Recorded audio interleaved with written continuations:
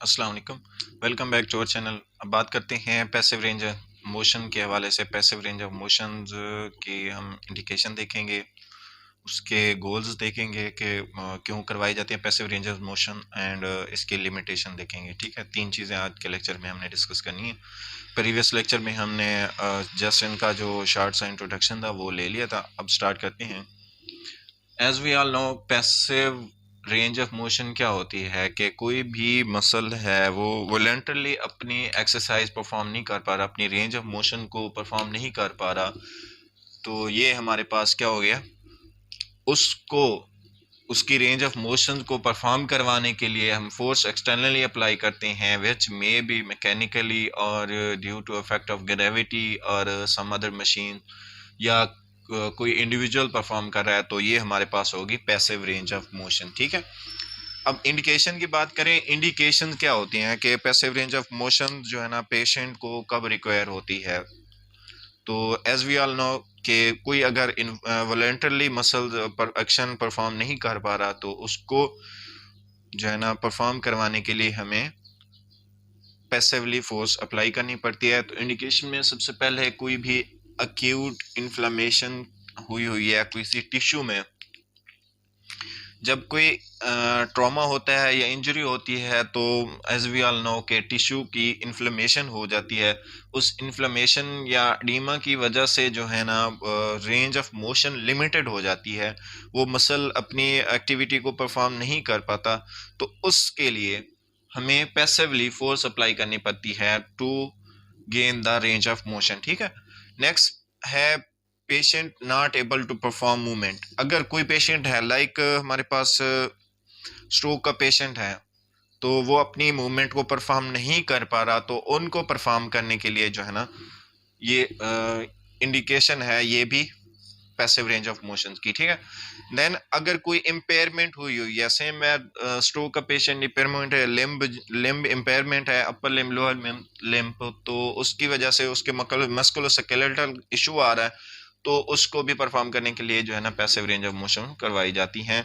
या उसके अलावा आफ्टर सर्जिकल रिपेयर के कोई भी सर्जरी, मेजर सर्जरी हुई है, तो उसके बाद मूवमेंट को जो है ना मैकेनिकली जो है ना क्या कहते हैं,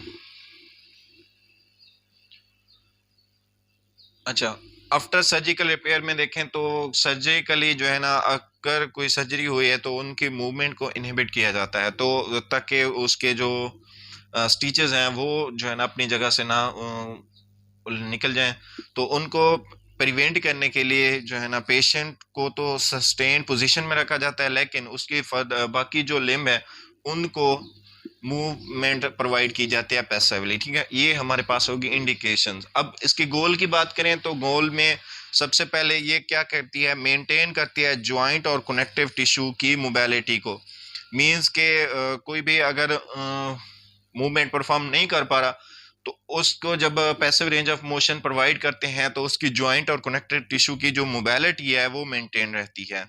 देन दूसरा इसमें देखें तो ये प्रिवेंट करती है फ्रॉम कॉन्ट्रैक्चर, कि एक इंडिविजुअल है या पेशेंट है वो अपनी एक्टिविटी परफॉर्म नहीं कर पा रहा, तो उसका मसल एक जगह पे जो है ना रह रह के उसमें जो है ना कॉन्ट्रैक्चर बन जाते हैं, फर्दर जो है ना ये डिसेबिलिटी की तरफ लेके जाते हैं, तो ये passive range of motion contraction से भी प्रिवेंट करती हैं। ठीक है, तीसरे नंबर पे इसमें है इलास्टिसिटी ऑफ मसल।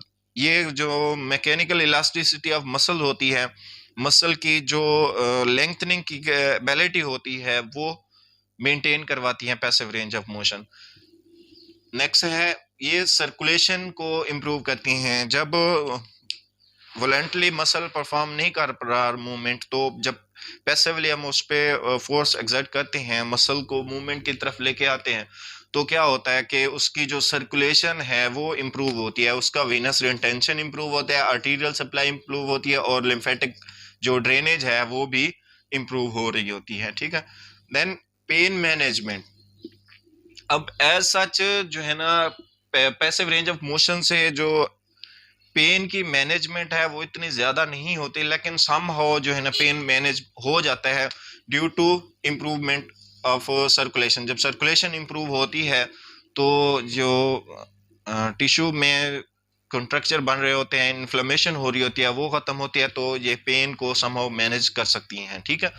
देन हमारे पास assist with healing process, same as जब सर्कुलेशन इंप्रूव होती है तो हीलिंग में जो है ना, हीलिंग का जो प्रोसेस है वो भी फास्टन हो जाता है। कैसे? जब सर्कुलेशन इंप्रूव होगी तो जो टिश्यू हैं उनकी प्रॉपर नरिशमेंट होगी, उनको जो है ना ज्यादा से ज्यादा उन न्यूट्रिएंट सप्लाई हो रहे होंगे, तो उसके जो हीलिंग का प्रोसेस है वो फास्टर हो जाएगा, ठीक है। लास्ट में है पेशेंट अवेयरनेस ऑफ मूवमेंट। अब ये है इंपॉर्टेंट, पेशेंट जो है ना, लेट्स स्ट्रोक का पेशेंट है, स्ट्रोक के पेशेंट को जो है ना अगर मूवमेंट नहीं करवा रहे तो उसकी जो हमारे पास प्रोप्रियोसेप्शन होती है वो खत्म हो जाती है। तो जब आप उसको मूवमेंट परफॉर्म करवाते जाएंगे तो पेशेंट को भी अवेयर रहेगा, पेशेंट के मैंने ये मूवमेंट ये वाले जॉइंट पे करनी है, तो उनको अवेयरनेस के लिए ये जो है ना passive range of motion provide की जाती हैं।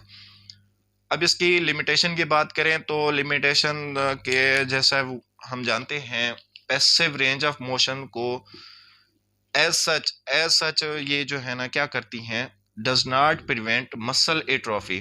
मसल की अगर एट्रोफी हो रही है कोई भी मसल की, तो हम अगर passive range of motion provide करें तो ये उसको प्रिवेंट नहीं करेंगी, ठीक है।